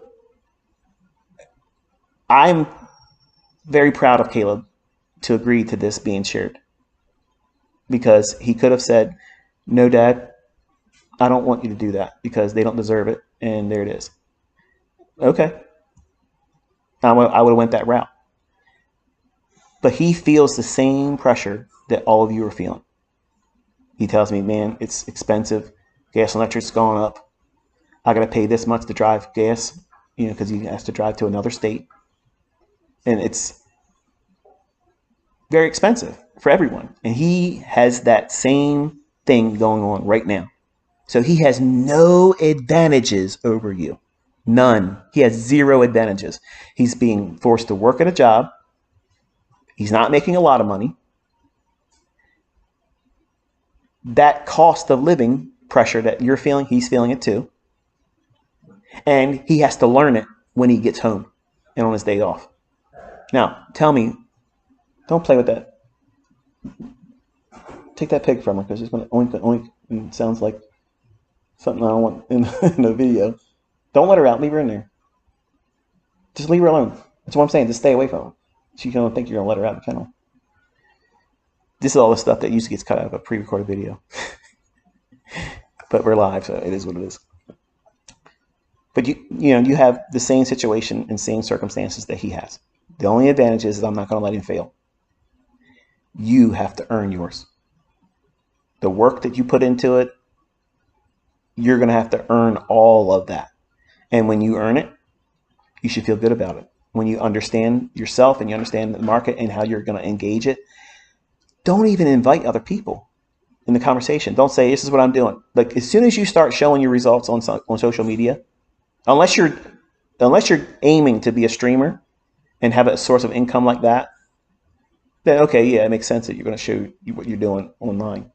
But unless you're doing that, showing the world through social media what your trade was, unless you're teaching, and if you're teaching my stuff, it's kind of like cringy to me because none of you should be trying to teach my stuff, to be honest with you. I mean, it's just the way it is. But assuming you're a teacher, then it makes sense. Here's what I did in the market, or here's how I'm trading, or this is how I traded this. Okay, that's wonderful. But apart from that, if you're just trying to learn how to trade, you should never be showing anybody on the internet what you're doing. Because the chances of you getting the cheerleading that you subconsciously want to hear, like, wow, you did good, that's what you're wanting. Subconsciously, that's what you want. And I told Caleb, don't you ever fucking do that. The only time you're going to see what he's doing is on his YouTube channel, where I sit down with him. I sit down with him and I say, show me what your notes are. Show me what you observed. And you're going to hear it. You're going to hear him talk about what he feels struggles with. You're going to hear him talk about where he thinks he's making a little bit of progress, or maybe he's not making any progress. He's going to say it as he feels it and what he's experiencing. And I'm going to ask him to talk a little bit about what it feels like working 12-hour days. Working 12 hours, commuting, and doing this. And you're going to think, wow, his dad's ICT and he's still putting him through the mill. You're fucking right, I am. Because there's no better way of learning it. You want to eat shit the rest of your life and have somebody tell you how much you're going to earn and when you got to do it? Well, go ahead. Go work. But you have to know what it feels like to avoid it. And that means once you start making money, you won't take stupid risks because you'll end up in that same situation because dad's not bailing your ass out. You go on your own steam that you earned. You make your own money that you earned. When you make it your way, by your own hands, you'll care more about it.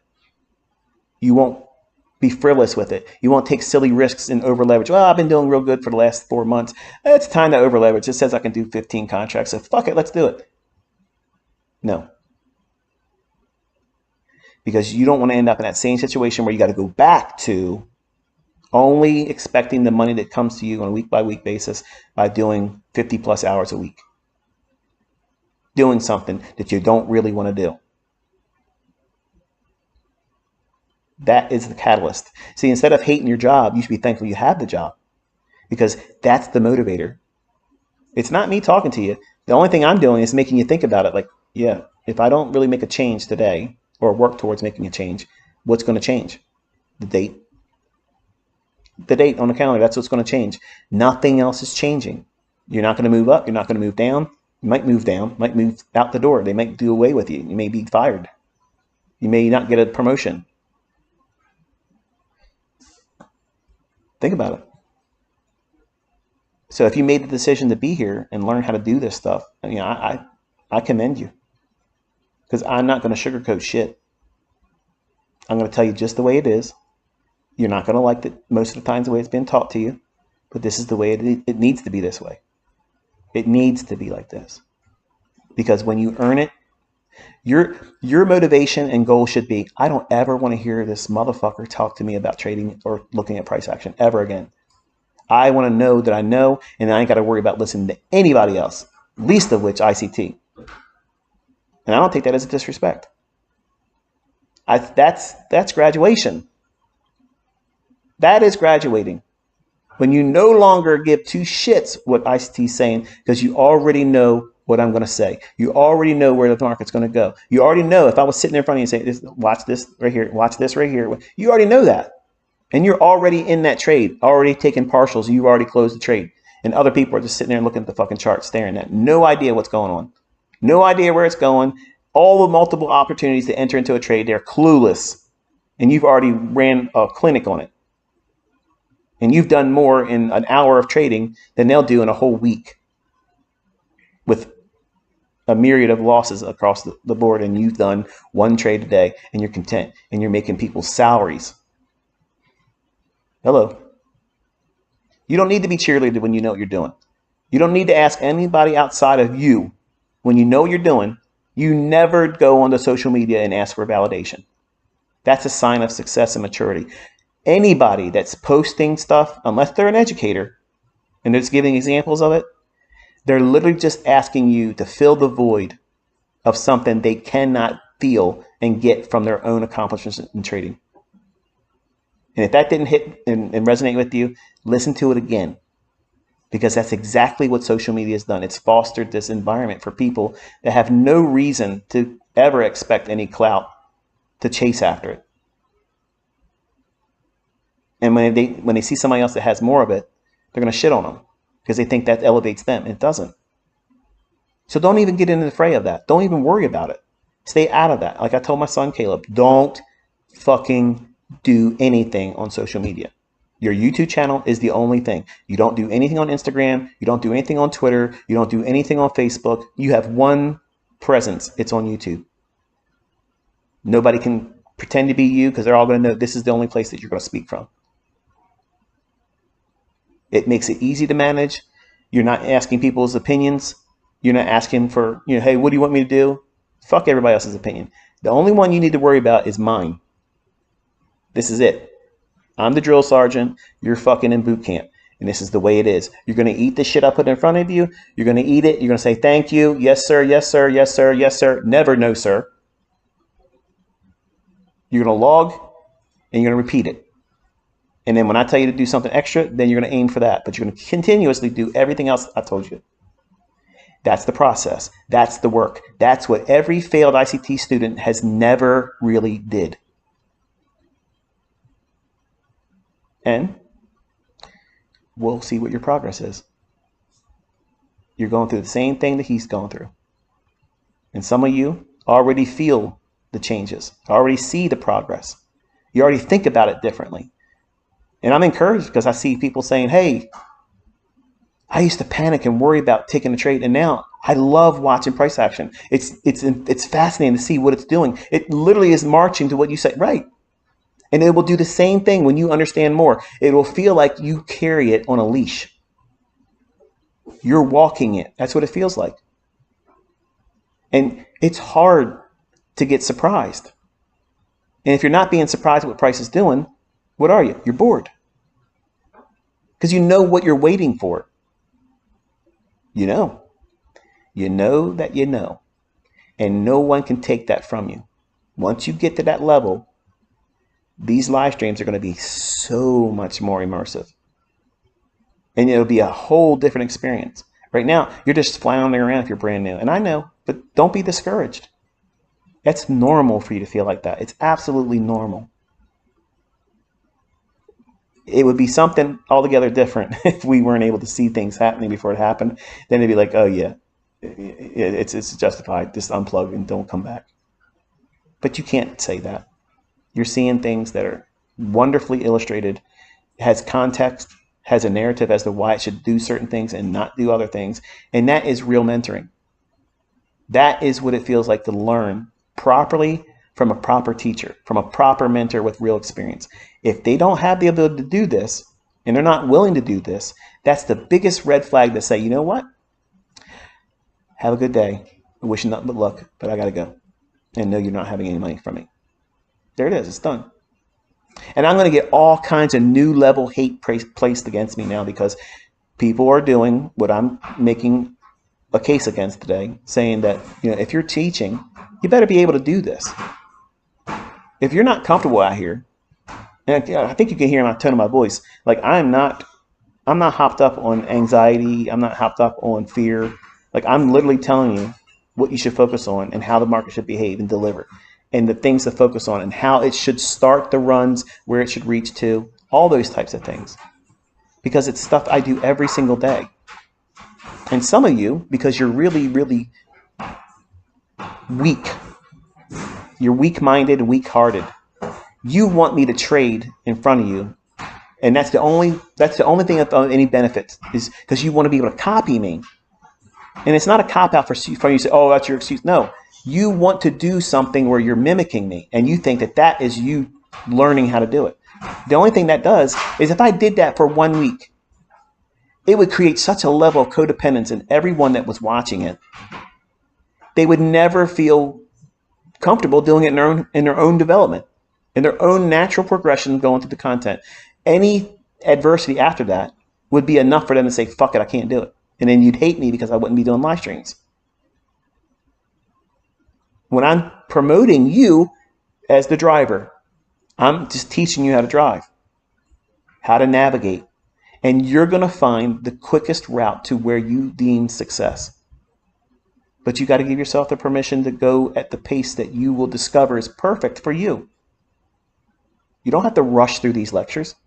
Nobody says you have to be on the same lecture that we're doing right now.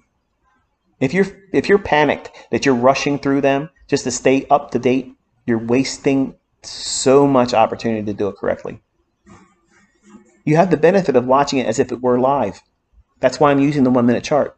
You have every advantage of being here live and have no dependency on you being here live. The same measure of experience is the same measure of experience if anybody's watching it live. It's live streamed. There's tens of thousands of people watching them. There's so many other witnesses to watch when it's occurring that, yeah, this really did happen. It really was explained beforehand. It's the repeating logic that he keeps talking about, and it's repetitious. And you may think and say to yourself, he keeps repeating himself. That's good. Repetition is the hallmark of Recognition. It has to be How many times did you work out in the gym and curl the bicep?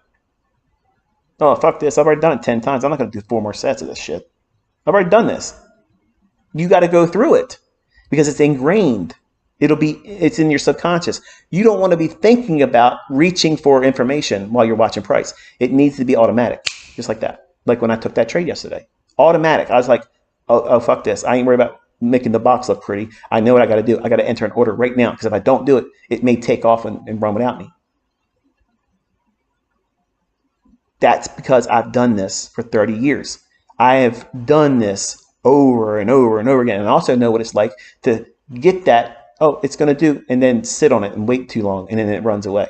So I know what I'm supposed to do. I got to react. I got to say, okay, I'm looking for this, but now it's done this. So if I want to take a trade, it's in the PD area I would be using right now. So I got to do it on a stop. I can't use a limit order because I'm already in the middle of a very small little range. So how am I going to be able to finesse a limit order? I might as well just do a market order. But I don't want that. I want to be able to buy as it's leaving the lower half of that inversion fair value gap. And that's why I elected to use a buy on the stop. Because we're learning how the entries form. The patterns and how you enter your limit order for the fair value gaps, Caleb, that's what we're introducing here. Next week, we're going to talk about things that are going to be problematic for the trade being effective. So it might look like it's in the marketplace. It may be a viable trade. But when do you stand down and say, I'm not taking that one. I'll just paper trade it or tape read it. Very, very important information next week. And I guarantee you the viewership is going to be the least.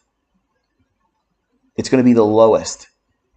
And it's going to be the same people that don't watch that on those lectures next week. They're the same people that will be either in anonymity or openly on the internet saying this stuff doesn't work because they don't want to learn how to make sure that they're trading the environments that have the highest probability. They're lessons that I had never intended to ever teach. And because my son's making an effort to do this, I want him to have all the advantages of knowing when and when not to.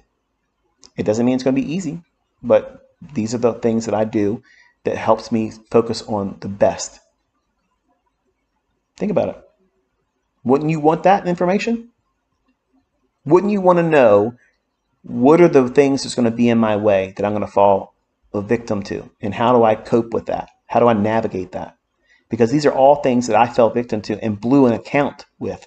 Every single lecture I go to give next week, if I didn't learn those lessons, I never would be able to do what you see me do. I can see it before it happens. I can outline it. And as long as you can see it and outline it, all you need to know is where you're going to get in at. And that's easy. That's the easy part. The hard part is knowing where it's going to go, when it's going to start going there, and what's the reasonable measure of retracement, if at all. If you could know those answers, entries are the easiest thing. But you're sweating it. I need to know how to get in. No, you don't. You need to know how to behave and how to manage yourself and your emotions and keep your psychology in a state of mind where you're not hopped up on goofballs and you're losing the plot because you're making money, or be fearful of any little tiny little retracement thinking it's going to completely come back and knock you out. That's a very hard stage in trading. Like you have to tackle that stuff early on, Caleb. Because if you don't, all the things that you do to try to prevent it makes it materialize sooner and more frequently. Trying to avoid a losing trade only ensures that you're going to take a losing trade sooner and more frequently. Because you're going to wait too long to engage. You're not going to take it when it seems so overwhelmingly obvious, but it's going to be scary. The right trades are always going to be the ones that you feel, I don't know, it's too good to be true. Let me wait. And then it starts running off and you chase it and you regret that you didn't get a good position. And you worry about not getting in that good position when you felt it first to get in. And you're not monitoring the trade. You're not watching the behaviors and signatures that price is still telling you it's still moving in your favor.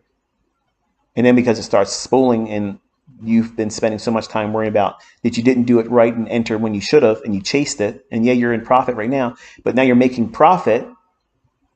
You're changing your mindset from beating yourself up about chasing price and not taking the entry mechanism that you look for, figure out you got an order block, whatever. And you switch over very abruptly to how much money you're making. And you don't even refer back to why you took the trade. And now you're worried about, should I get out? Should I get out? If I hold on to it and it turns around, so are you doing the right thing? No. And that's all the things that would pop up if I was out here doing entries every single day, every single live stream. I'm not making excuses for not taking trades. I'm going to be trading in front of you. But I'm trying to explain to the people that think they're going to try to use reverse psychology on me. I already know it's going to be detrimental to you if I do it. That's exactly what's going to happen. Because you're going to tap into 30 years of experience. Even if you copied me, you're not going to get the same result. Because as soon as you see any profit, you're going to be scared that I'm going to be wrong in front of the world. Or the market maker's going to run on a stop. Oh, shit. Calm down before I get all turned into 2 more hours.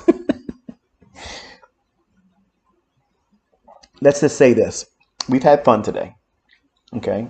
I've talked a lot. I've taught a lot. I've proved a lot. I've challenged you. I asked you, do you believe there's an algorithm that controls price? Or do you believe that buying and selling pressure causes the fluctuations to stop dead in its fucking tracks right here? Dead in its fucking tracks. The randomness of buying and selling pressure. The randomness of all of these trading disciplines. Elliott wave. Supply and demand. Wyckoff. Point and figure. Andrews pitchforks and Andrews median lines.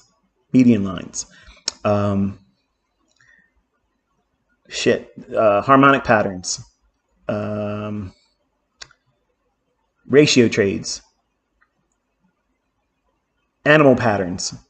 Butterflies, bats, shark back patterns. How on earth, with all of that Mickey Mouse level bullshit, all those different disciplines of trading and what makes the trade go up and down for you as a trader, how on earth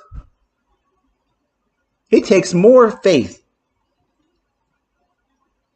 to believe in all of that shit giving the results of where price stops and turns on a dime, that all of those disciplines and all of the randomness, and think about the random ebb and flow of how it feels when you're watching a live stream. I might say something that makes a really profound impact on your understanding. And then I go off on a tangent and I start ranting about something. And you're like, fuck, would you get back on topic, ICT? I'm on topic, my topic. But then you get offended by something I said. And then I may give you some more information. Okay. And then they're like, wow, yeah, I'm glad I stayed. I almost turned off the fucking live stream, but now I'm glad I stayed for that. That just made a whole lot of sense. I'm glad that. So what are you doing? You're having a random fluctuation of where you feel good. Then you want to turn the stream off. Then you're wishing you would have turned it off, but you stayed. And then now you're thinking, oh, I'm glad. So that random up and down, that's exactly what's going on with every trader when they're watching price action. Sometimes they're going to follow their model. Sometimes they're not. Sometimes they're going to demand that trade setup, gives them a little bit more confirmation, and then they'll enter. That's not them trading with that logic. They're randomly reacting to price. And if you make any argument against that, you're full of fucking grade A bullshit, because the human mind isn't going to be able to stick to the rules all the time. This is my shit, and I still try to finesse it. I ain't going to hide that. I still try to finesse it. I always try to outperform my stuff. I always try to predict them before they form, because I want to try to be in there at a stellar level. I want to get in prices that are so fucking mind-boggling. Like, what the fuck? How did you do that? That's what I'm addicted to. I'm addicted to that moment of astonishment. As a magician, that was what I fell in love with when I first started doing magic tricks as a young man. I loved it when people's face would go, what? that reality of that blur between, did I just see what I just thought I saw? That is why I studied magic, card tricks, and sleight of hand, all that kind of stuff. And in trading, I wanted to be the fucking best. I didn't want anybody to say, yeah, you trade like, no. People say, wow, you're good. You resemble what ICT does in his trade. I can tell you're one of his students. But they never say ICT trades like, it is just I trade like me. And that was a goal for me. But if you're looking at these turns in price like this, and you're saying that the buying and selling pressure of everybody that's going to be trading at that given minute, they all somehow fucking came to some conclusion that the amount of buying and selling has to exhaust itself right at that level. It's the upper quadrant of our daily volume imbalance. After fulfilling a rebalance to the high of this fair value gap, which is a SIBI. Really? And it just happens to do the same shit here and here. And it just so happens to stop right here on this old new day opening gap high. It just so happens to trade down to the consequent encroachment of that over here. You're telling me you're gonna stand in a court and tell me, what evidence do you have? What evidence do you bring that says with unequivocal, it's without question, the effects of buying and selling, random buying and selling pressure with multiple mediums of why they're getting into a trade? You would fucking fail miserably doing that. But I can stand out here in front of you, in front of a court, any court, and call this shit just like it is here. And what do you think any fucking jury would say? Wow, that's some real precision shit going on right there. Yep, sure is. It's coded that way. It's absolutely coded that way. But see, what happens is when people that don't know how to trade, Caleb, what I'm protecting you from, you're going to have trolls because you're my son. But you are going to have a lifestyle that they're never going to have. And you're going to have it by your own hands. And you're going to earn it. And nobody's ever going to be able to say anything to you and have it stick because you're earning it. I didn't give it to you. You're earning it. And I'm already proud that you're making this effort again. But when people try to talk shit to other people, especially in our camp here, they don't like the fact that we're overconfident. They don't like the fact that we will stand up real quick and say they're full of shit and their stuff isn't really what makes the market go around. And we can come out here and do things like this. And they're live streaming and they're saying there's no way that the ES is going to go above the high because there's correlation. These markets are correlated. That's the reason why it's going to go up there. So right there, you've proven. Say to me that you don't know how market correlation has impact on price by saying anything but that. Well, that's what he's done. Live streamer says, no, there's no way ES is going to take the high out. And I'm buying it. And it blows the lid off. Rallies straight on up. Now, I could have went on that live stream and shit on him in his chat after he made a video about me. But me and my private students, I had a little ribbing with them. It was just them knowing that I took a trade and faded them. But I do that with everybody. And it's fun. I don't mean-spirited. It's just to reinforce it to my students who've already been convinced that there is an algorithm. Nobody's going to convince them otherwise. But it's fun when you see other people out there that are just communicating that they have no real understanding and they're floundering. They're floundering and they're saying whatever makes them feel fucking good. And it makes a perfect allowance for their inability to be able to call price before it happens. The inability to know that they're going to have a winning setup tomorrow or next Monday. I know I'm going to have a winning setup between 2 o'clock and 2:30 p.m. on Tuesday, on Thursday, every fucking day. I know my trade's going to be there. I know it's going to be there. Can you say that with your fucking harmonic horse shit? Can you do that with your ratio patterns? Fuck no, you can't. You have to wait for your indicators to paint this bullshit on your chart. I already know. I already know when the market is going to move. I already know that. Every fucking day, I know when it's going to move. I have to be present when it's doing it. The risk has to be appropriate for me to enter the trade. The structure's got to imply that this is clearly where they're going to draw to because the market's already displaced, caused the smoothness to go away on one side, and now they're going to reach for the opposing liquidity, where it's already proven itself too smooth. Relative equal high, relative equal low. That's not complicated, folks. It's not complicated. So when you hear people talk about what we do here, it's entertaining. It's sad because they're selling themselves short. Instead of saying, you know, there's nonsense, there's no algorithm that controls price. Like I said, the invitation's open. You're welcome to bring whatever Mickey Mouse horseshit, okay, and call the market live. And I'll be out here doing what I'm doing. And I promise you, you will never be in the same neighborhood. We're just easing into this. I haven't even pulled back the veil yet. Like, wait till you fucking see. Wait till you fucking see what I'm going to be doing. You have no idea. You have no idea. Jaws are going to be fucking breaking. Okay. I'm telling you, literally, you have no idea what you're about to see. And if you've been impressed with this and fascinated with the intricate details about how it's behaving like this is nothing. This is nothing.